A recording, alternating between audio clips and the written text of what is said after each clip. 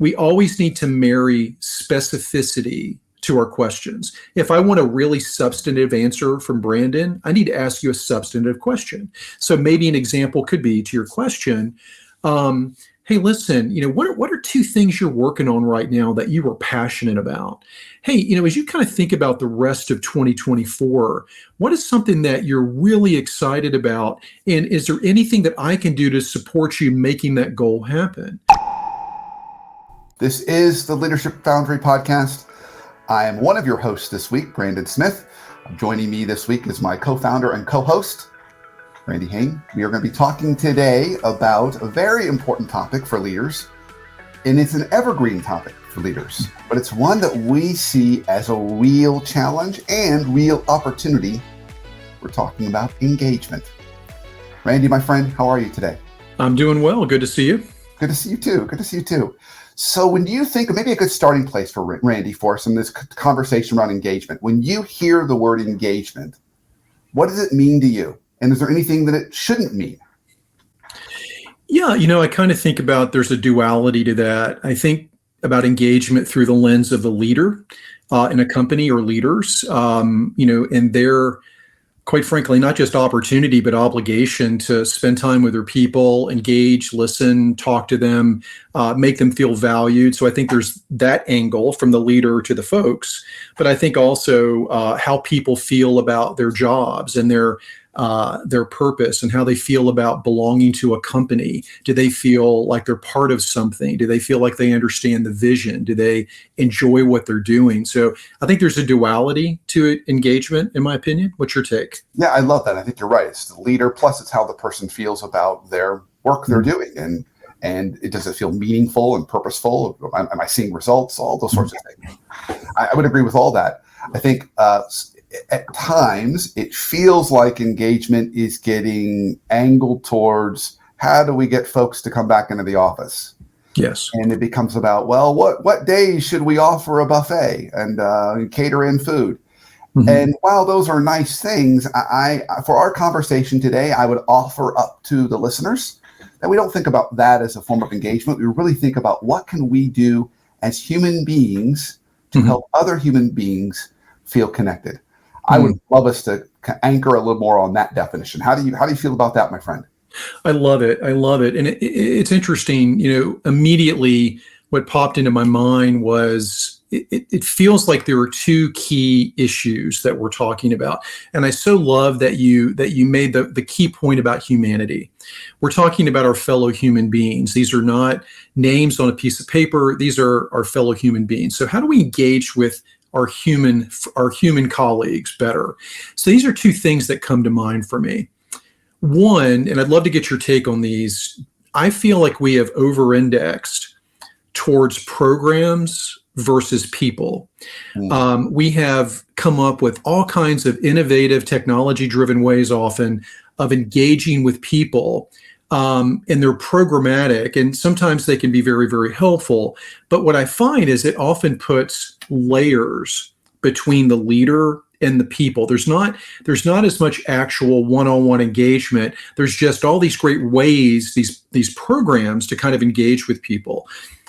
So again, they can be valuable, but if a leader finds that they're leaning too heavily into an HR-sponsored program or whatever, and they're not really spending quality time with their folks, that may be the wrong approach. You and I've spoken about this before, and it's a chapter in one of my books where I talk about the three things all leaders should always be doing: ask, listen, and invest.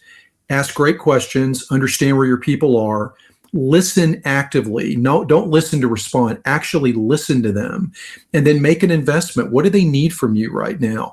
To me, that is just crucial for good engagement. So that first one is we're leaning too heavily towards programs, not people.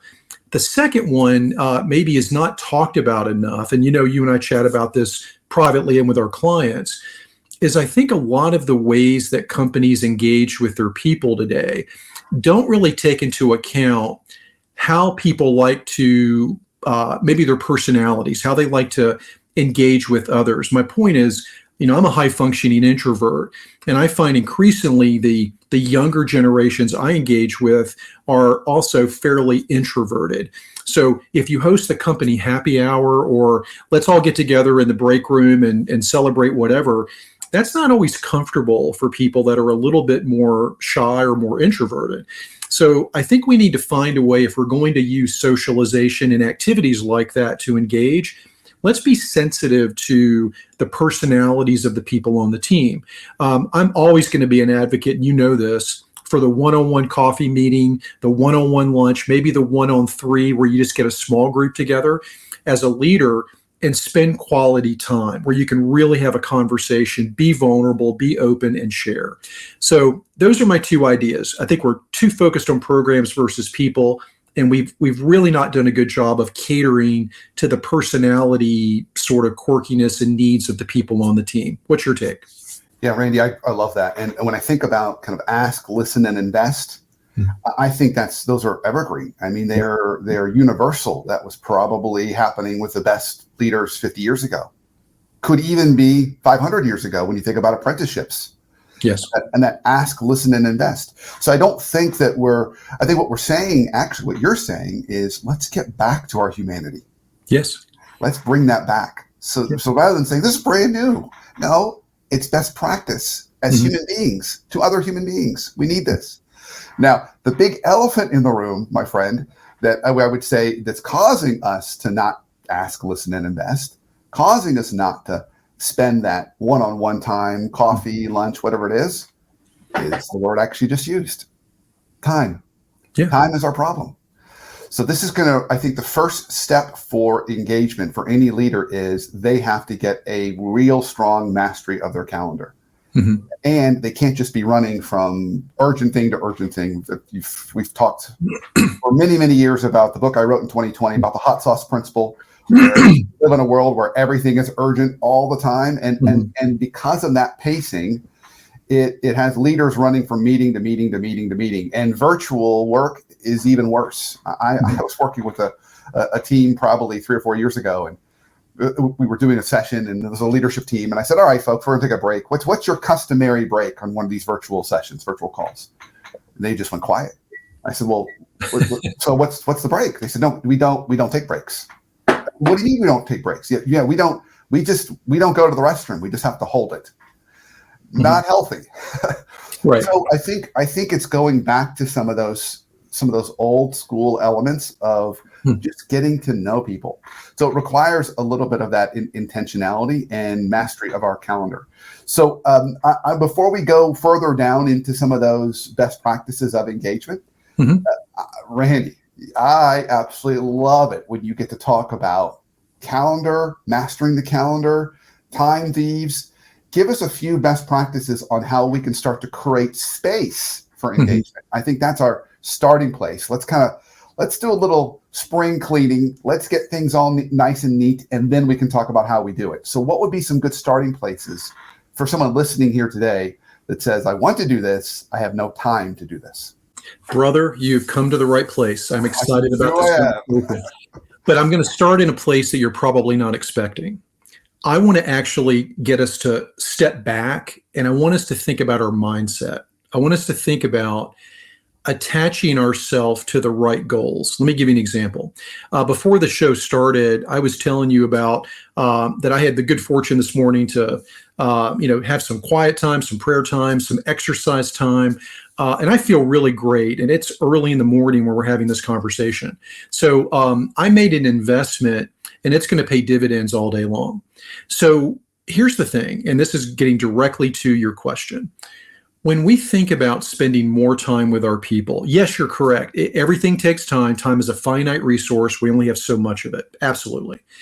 But what we've got to start doing better, and this is the mindset shift, we need to start attaching ourselves to the desired outcome. If I invest more time with my people, if I help them, develop them, listen to them, focus on them more, give them a little bit more insight into the why. If I tap into their creativity, if I get them focused on the right things, if I do all of that, and yes, it does take time, the payoff is immense. I'm going to have this talented group of people who are fully engaged, excited about what they're doing, really looking forward to contributing to the team. They love showing up for work. And oh, by the way, I've got a group of people that can backfill me when I go on and do my next thing because I've developed my successors. So here's the thing. I think we often look at, oh, I've got a one-on-one at 10 o'clock today. Man, I am so busy today. I don't have time for that. I'm going to punt that to next week, which is very common, by the way. Instead of, oh my goodness, I get to spend time with Susan today. Susan is awesome, and I need to help her really think a little bit more about this project she's working on. I want to find out how her kids are doing. I can't wait to spend time with Susan. So again, don't let this slip by. I'm not trying to be subtle. I'm actually trying to be super direct. If we will start thinking about the outcome that comes from our investment, it might help us create more of a sense of urgency to make time for these things. You and I laugh all the time. I don't love working out. I don't love all that. I mean, I don't enjoy getting on my Peloton every day. I do it every day, but I also want to live to see my grandchildren and spend meaningful time with them down the road when I have grandchildren. So I often think about living and being healthy for my family as a motivator to exercise. Well, maybe it's the same thing now. I want to be able to see the fruits of my efforts because I want my team to grow, develop, and have great lives and careers, but it takes a time investment for me to get there. That's how I see what you're talking about. So I'm focused more on mindset shift more than just the tactics right now. Yeah, I love that. I think that's great. And I think that as you're talking, a couple things struck me. First, when we think about the return on this investment, there's a short-term return, which is my team stays. I mean, they stay intact. When we look at all the research around why people leave, we've all heard the old adage, people leave, a manager or a boss, not a company. And that's usually the case. And most research points to that. That really, when we talk about pay and people say pay is why I'm leaving, pay is typically, when Gallup does their research, pay is typically number 4 on the list. There's 3 more things that are above pay. Mm-hmm. And it's all around engagement, how engaged I feel to the company, the space, the person. Now, why you'll hear Randy and I anchor so much on the relationship is because we all know that as much as we would love to be able to control people feeling engaged about their job, the work that's on our plate typically changes. Sometimes a colleague leaves and we've got to pick up their work, or a new need comes up and we're doing something else. So our work can be a little bit in flux, but the relationship needs to be intact and in there. Yes. And people need to feel like someone cares about them. And I hate to say it, but it feels like this is in short supply today. Yeah. So something else that I know you're talking about mindset shift. I love that. I think that's really important. I also think practical is one of the things that is a hallmark for us. We love to bring practical things that people can start to do because that's all about how we change, make it simple and easy. So as you were talking, I thought, this would be fun. Let's come up with some good questions that we need to be asking our team members in these conversations. So we've carved out space. We're not going to cancel that one-on-one. We've exercised. We found some prayer time. We're feeling really good about it. We want to pour into this person and grow them in their career. We're about to have that meeting. The default is we just spend time talking about whatever problem that they're bringing us and we solve it for them. That tends to be the default in these meetings. Hey, manager, I've got this issue. We need to do such and such and such. That's kind of goes back to the author-editor thing that we might have talked about. Sure. But outside of that, you hinted at it a little bit in our last conversation. So let's kind of go back and forth a little bit. I'll start with you with what is a question that would be a really great question that we can ask. So ask, listen, and invest. What's a great question we could ask someone in a one-on-one that might help them feel like we care, that we really see them for the person and professional that they are, and that we're engaged and they're engaged? What might be a good question to start with? I'm going to start with the question that you absolutely should never ask. Doing okay? Everything good? The generic question that always gets a generic answer. How many times a day do we do it, even, unwittingly, like, hey, Brandon, everything okay? You good? Everything okay? And inevitably, I'm going to get yes, fine, great. It's the same thing when we talk to our kids. How was school? Fine. So, I'm a big fan of this. we always need to marry specificity to our questions. If I want a really substantive answer from Brandon, I need to ask you a substantive question. So maybe an example could be to your question, hey, listen, what are two things you're working on right now that you are passionate about? Hey, as you kind of think about the rest of 2024, what is something that you're really excited about? And is there anything that I can do to support you making that goal happen? What is something that you would love for me to do to help you that I'm not doing right now? I'd love to get some feedback from you on that. Hey, how is life outside of work? I could go on, but I'm asking questions. This is the key point, that are going to get a substantive answer. I'm always trying to not ask questions that are going to get a generic answer. So maybe a little bit more than you asked for, but that's how I love to approach it. And I always coach my coaching clients on this. Please be specific in your questions. Yeah, beautiful, Randy. So one thing that I'm hearing Randy say, he's guiding us, is don't just ask the question that you typically would get at a drive-through. Yeah. How are you doing today? Yeah, you don't want to say you want fries with that? Here's the assignment for next week. Would you like fries with that? I can supersize it for you. But I think that your point's a very valid one. And you also notice, if you were listening close to Randy, he started to do a modified version of a stop, start, continue. What can I start doing to support you better? What can I stop doing that's getting in your way? What can I continue doing that might help you? Always good as we're kind of helping how we can support that person and adjust. Something I find that's particularly helpful when you're asking questions. So let's say you get a sense that the person that is on your team is stressed out, but they don't really want to tell you they're stressed out because you're their leader and they don't want to look bad, but you can tell they're a little stressed out.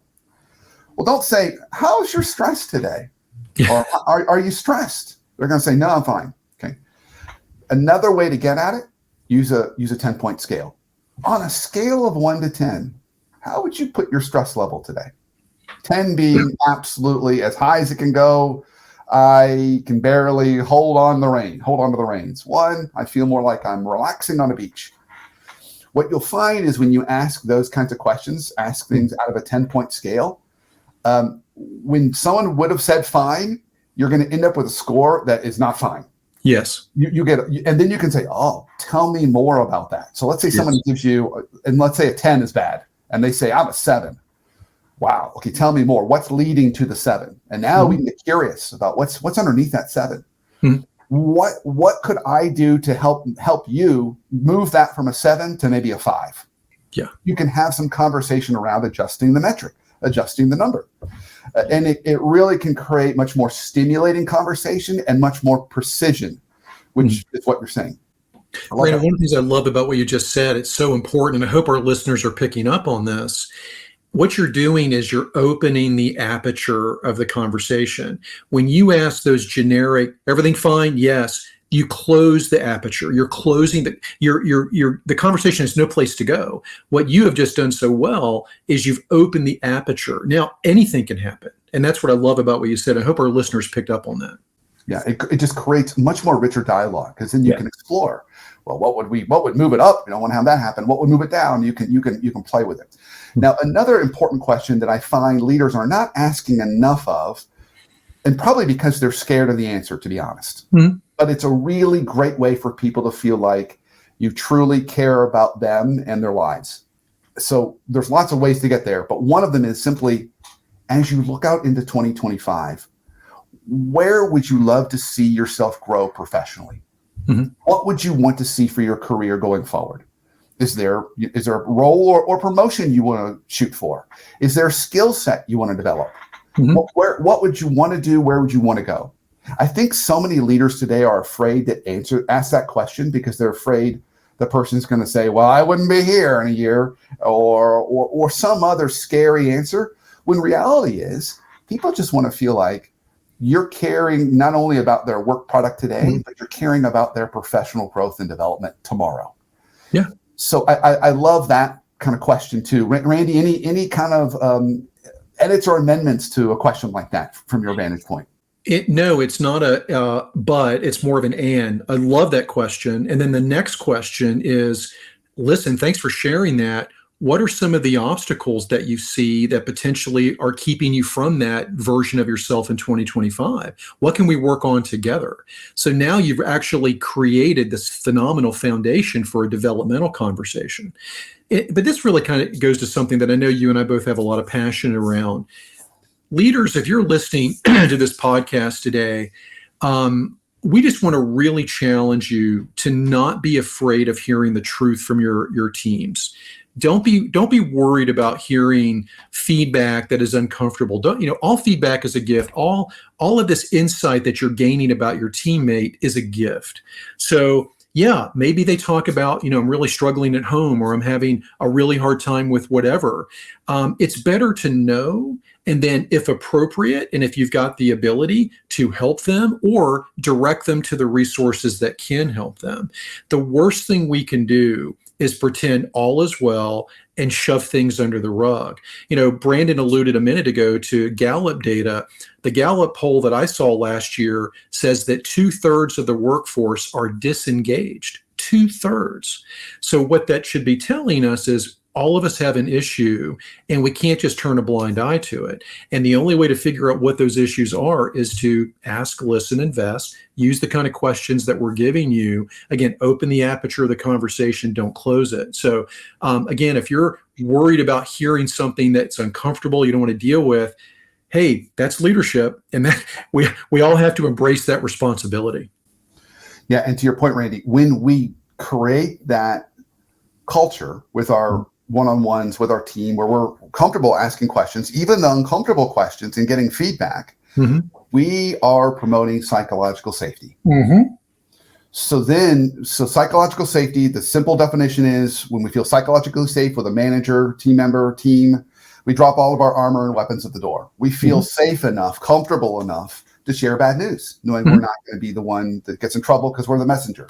To share half-baked idea, to say, I was wrong, you were right, to ask for help, to share something going on in our personal life. We want that with our teams, because psychological safety isn't just touchy-feely, feel good. I mean, it is, but it also has speed associated with it. When we feel psychologically safe, we give information faster. Yes. And as a manager, wouldn't you rather get information coming your way faster? I'd rather hear about a 1-alarm fire that I can help address, rather than having it hold and wait for 3 weeks and it becomes a 5-alarm fire. And now it's all hands on deck and we've got to stop everything to fix this thing. So it really helps us become higher performing when we do this. So this feels, because if you think about what Randy and I have been talking about, we haven't been talking about the particular project on that direct report's plate. We've been talking about more holistically, how can we support them? Where do they want to go? What do they need? Now, one more category for us to talk about, Randy. I want to spend just a little bit of time as we kind of close out our conversation on this idea of engagement around talking about things in someone's personal life. Sure. So what would you say are fair questions to ask and fair game, and any watch outs, any things we'd want to kind of avoid asking about? I need to send you a check because you were hitting all my greatest hits today. I love all of these conversation starters you've given me today. Thank you. I'm grateful. My favorite, the gold standard question for me, and I use it all the time. People that are watching this that know me will realize this is one of Randy's favorites. How is life outside of work? And I will often start a conversation with that. And let me tell you why that's such a good question to ask. You've got the ability, the opportunity to answer it any way you want. You can share something personal, deeply personal, something that's bothering you. You can keep it at a surface, but I'm not being invasive. I'm giving you the freedom to answer it any way you want. But in my experience, 80, 90% of the time, I'm going to get something of substance. And maybe it's something like, not much going on. The kids are back at school, and, my daughter broke her leg the other day playing soccer. Oh, tell me more about that. How's she doing? Is she recovering okay? So you may get these what feel like innocuous little personal tidbits, but it gives you a chance because they offered it up to comment and maybe share, my kids played soccer when they were younger. And I remember when my younger son broke his thumb, man, that was a lot of drama in our house. Now I get a chance to not only have you feel heard on something personal, but now I've been a little vulnerable and shared a little glimpse into my life.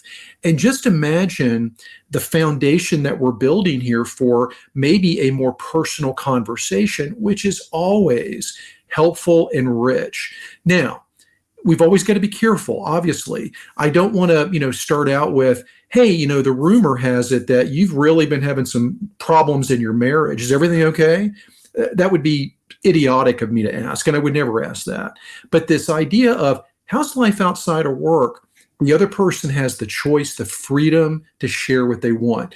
A couple of other little tidbits I've often employed is when I'm meeting someone new, especially if I don't know them well, I don't really know much about them or how they're going to respond to this, I might say on a Monday or a Tuesday, hey, listen, Brandon, it's really great to meet you. How was your weekend? Did you do anything fun?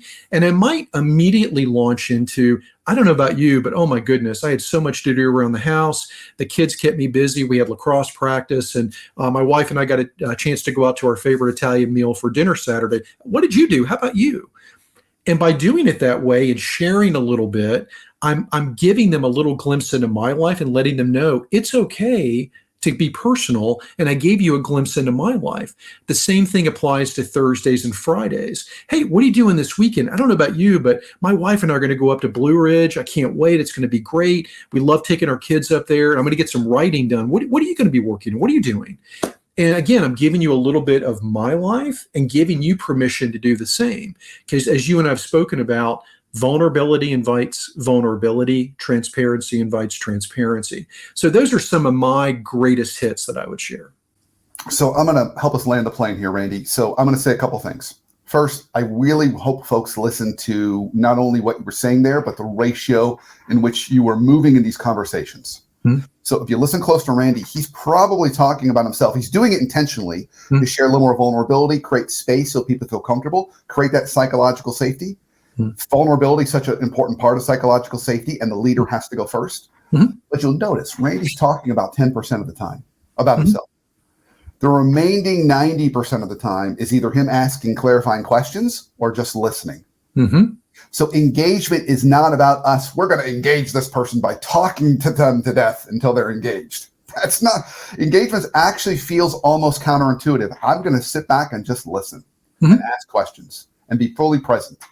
That's how the person's going to feel engaged. Yes, great point. Think about how rare it is in your life that someone actually gives you a dedicated hour, just gets curious about you, your life, and your career, and just wants to hear about how you're doing.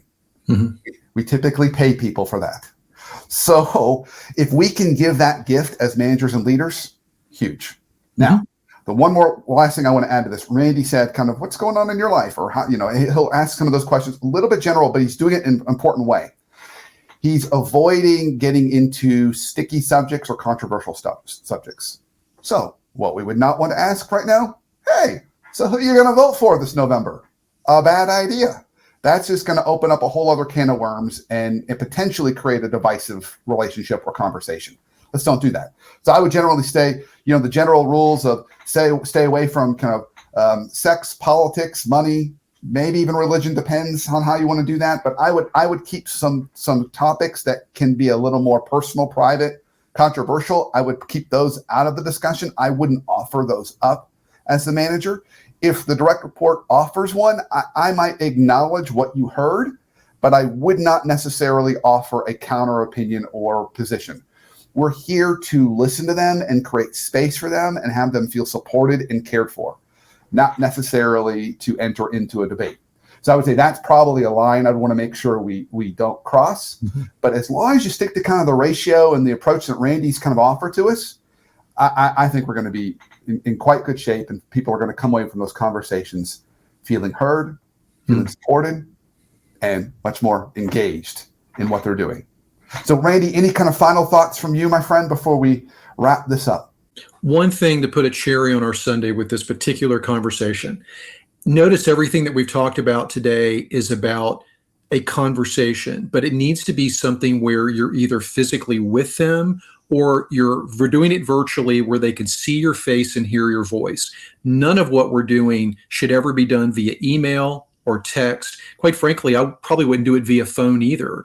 There's something powerful about seeing the face and hearing the voice. So again, for global companies, virtual is what you got. Make it work. If it's in person, that's best. But just be careful because the written word is often misinterpreted. People need to understand where you're coming from, see your facial expressions, hear the tone of your voice. So just a little bit of an add-on to what we've been talking about. Try to do it in person, or virtual is okay. Yeah. So what Randy's also coaching us on is, you can't chat GPT this one. So this isn't going to work. You're going to have to. This is as we opened it, we'll close it with this. This is human connection. It's about us connecting with another human and just getting curious and being present and trying to hear about their life and how we can help them not only improve where they're at today, professionally in particular, but also where they're going in the future.